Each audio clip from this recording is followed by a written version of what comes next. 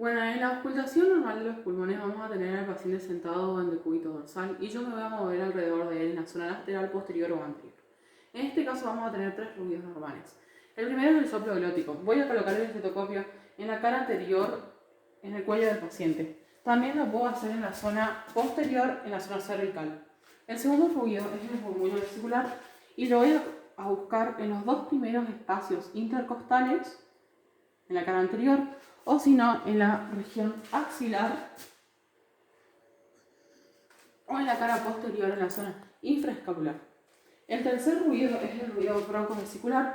Lo voy a buscar en la articulación esternoclavicular, en el manubrio esternal y en la cara posterior lo voy a buscar en la región infraescapular y en la zona interescapular.